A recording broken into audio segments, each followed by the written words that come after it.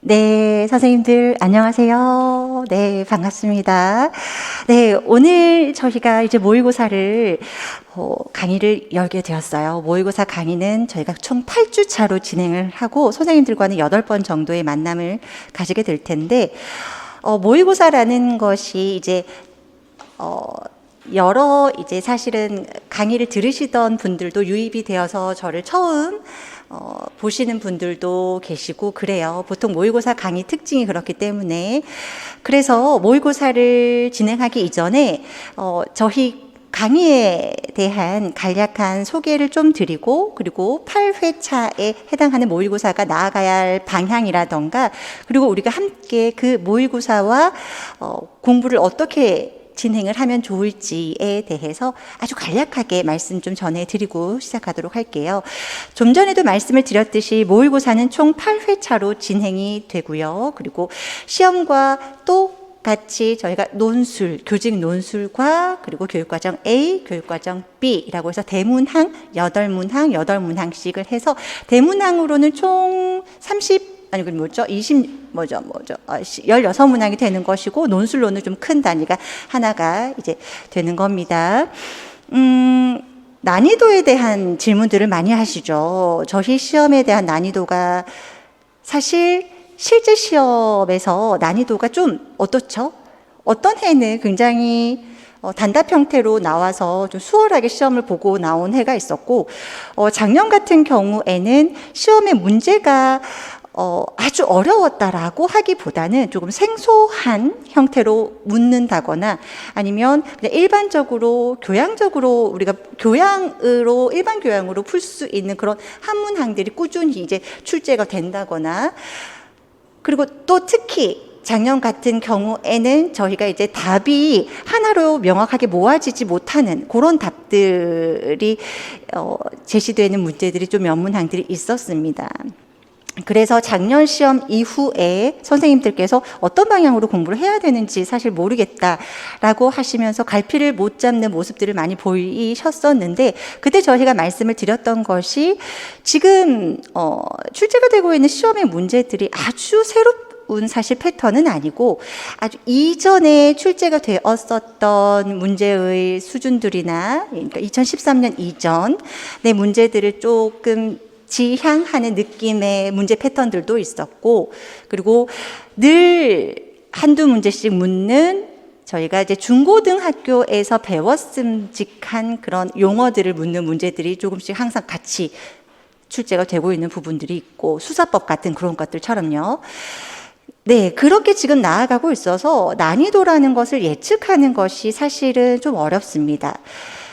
늘 출제진들이 똑같은 분들이 들어가신다면 어느 정도 저희가 예상은 가능하겠으나 출제진들마저 계속 바뀌고 있고 그래서 매해 생기는 오류들이 다음 해에도 비슷한 패턴으로 계속 생기는 이유들이 같은 출제진들이 계속 들어가면서 그 오류에 대해서 스스로들이 알고 이 부분들을 조금 변화하려는 그런 진보적인 느낌으로 가는 게 아니라 늘 같은 자리에 새로운 분들이 계속 세팅이 되면서 또 똑같은 준비 상태로 돌아가는 거예요.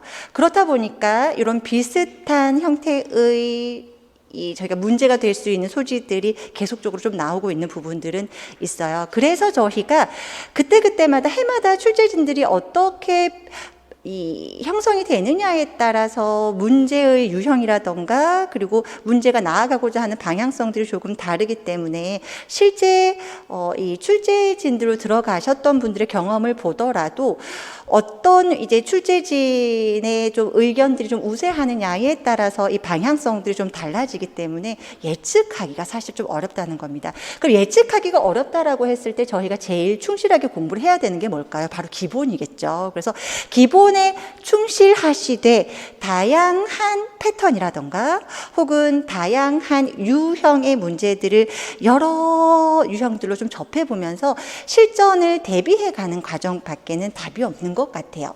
그래서 저희가 올해 같은 경우는 모의고사를 제가 8회로 좀 많이 편성을 한 이유도 그런 부분들이 담겨 있다라고 의도가 담겨 있다라고 보시면 될 것 같습니다. 난이도는 어려운 걸 좋아합니다.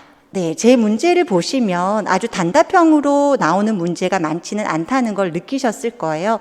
왜냐하면 단답형으로 문제를 내는 것만큼 쉬운 게 없어요. 그냥 선생님들에게 기본적인 것을 충실하게 답하게 하게끔 하면 그러한 문제를 만드는 건 어렵지가 않은데, 한 번 더 짚어서 내가 생각하지 못했던 걸 찔러줘야 선생님들은 어때요?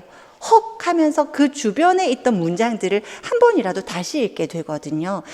1차를 합격해서 다시 시험을 보시는 선생님들에게도 이 방식은 굉장히 중요하게 필요한 것이고, 그리고 내가 지금 초수여서 어떤 것에 대해서 중요도를 확실하게 잘 모른 채 이 짚어야 하는 것들에 대해서 스스로가 이 중요도를 따지면서 내가 좋아하는, 선호하는 영역에 대해서만 내용을 취하는 분들이 많아요. 그런 분들에게도 사실은 그 곁가지들에서 조금 더 건드려 드리는 것이 필요하기 때문에, 저희의 문제는 그냥 한 번에 명쾌하게 나오는 문제들도 있겠으나 한 번 더 생각을 해야만 답을 적으실 수 있는 문제들이 다수가 될 거라고 미리 말씀드립니다.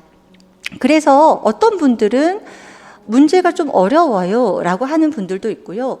또 어떤 분들은 꼭 이것까지 좀 봐야 되나요? 라고 묻는 분들도 있으세요. 그런데 매해 모의고사 끝나고 나중에 이제 실제 시험 다녀오셔서 말씀하시는 건 그렇게 연습했던 것들이 굉장히 큰 도움이 되었습니다 라는 말씀을 해주셨기 때문에 그 방향은 바꾸지를 않으려고 합니다. 네, 그렇게 말씀을 드리고, 논술 같은 경우에는 지난해에는 논술이 굉장히 제가 어렵게 출제를 했었던 부분이 있었어요. 그래서 새롭게 이론들이라고 하기보다는 새롭게 교육부에서 내놓은 정책이라던가 교육부 자료들을 가지고 와서 선생님들에게 문제를 드리려고 했다면, 올해는 좀 논술은 기본에 충실하게 드려볼까 합니다. 기본에 충실하되 선생님들이 찾아서만 쓰는 단편적인 문제가 아니라 조금 더 생각을 해서 내가 대안을 제시하기도 해야 하고, 그리고 또 찾아쓰되 나의 문장으로 바꾸어서 좀 서술하실 수 있는 그러한 문제들로 구성해서 드리려고 하니까요. 같이 잘 따라와 주시면서 연습해 나가셨으면 좋겠습니다. 네, 이렇게 선생님들께 좀 안내를 드리고요. 그리고 시험 문제를 함께 띄워드리면서 같이 저희가 문제를 좀 분석하고 하는 시간들을 가질 것이고, 대략 교직 논술의 경우에는 1시간 내외로 해설을 할 예정이고요. 그리고 교육과정 A, 교육과정 B의 경우에도 많게는 1시간 반 정도가, 교육과정 A 1시간 반, 교육과정 B 1시간 반 정도가 편성이 될 수 있으나 때때로 1시간 내외로도 줄어들 수는 있어요. 그래서 어쨌든 선생님들께서 이 문제가 그냥 선생님들에게 문제만 드리는 것이 아니라 해설서라고 하는 것들을 저희는 만들어서 드립니다. 왜냐하면 이 내용이 어떤 근거로 해서 출제가 되었는지에 대해서 아셔야, 사실은 그걸 아셔야 선생님들께서 외울 명분을 스스로에게 주기 때문에, 그래서 해설서를 만들어 드리는데, 사실 강사 입장으로서는 해설서를 너무 상세하게 내용 근거를 드리는 것 좀 위험 요인도 있어요. 왜냐하면 내가 냈던 어떤 근거들을 평가원이건 어느 곳에건 다 노출을 하는 부분이기 때문에, 그래서 그것에 개의치 않고 그냥 문제를 드려볼까 합니다. 제 문제가 좋아서 혹시 피한다고 하더라도 어쩔 수 없이 계속 뭔가 연이 닿이는 문제들이 있어요.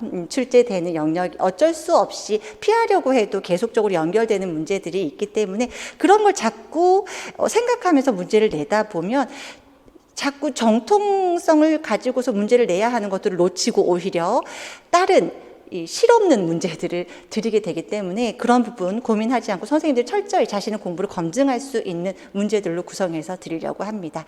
네, 그래서 강사들도 문제를 내다 보면 수많은 문제들을 내고요. 한정되어 있는 시간 동안 문제를 내다 보면 실수할 수 있어요. 실수할 수 있기 때문에 저는 실수를 잘 인정하는 사람입니다. 그래서 혹시라도 저희가 이제 해석하는 부분에 있어서 중의적인 해석이 가능하거나 혹은 오류로 발견될 수 있는 부분들이 생긴다면 그때그때 저희가 반영을 해서 바로 선생님들께 정정하는 것들에 대해서도 알려드리고 있으니까요.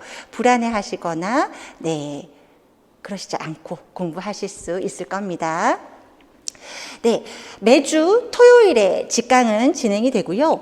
강의가 인강으로 진행이 되는 요일은 월요일입니다. 그래서 월요일에 선생님들께 저희가 오전 내로 문제를 먼저 업로드 해드릴 거고요. 그리고 영상의 경우에는 해설 영상의 경우에는 오후 시간대, 그러니까 너무 늦지 않은 시간대에 아마 업로드는 될 거예요. 그래서 빠르게 문제 한번 먼저 풀어보시고 해설을 들으시면 될 것 같습니다.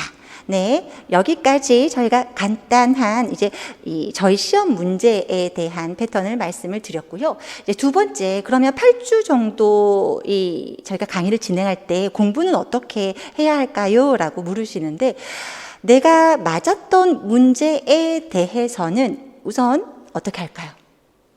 우선은 힘을 좀 빼야겠죠. 내가 틀렸던 문제에 대해서 그 문제의 이론들을 모으셔서 인출하실 수 있는 시간들을 일주일에서 한 일주일 단위로 보았을 때 3, 4일 정도를 모의고사에서 내가 틀렸던 파트들의 이론들을 모아서 다시 한번 보시면서 중복적으로 계속 반복해서 보시면서 인출하시는 작업을 3, 4일 정도는 하셔야 돼요.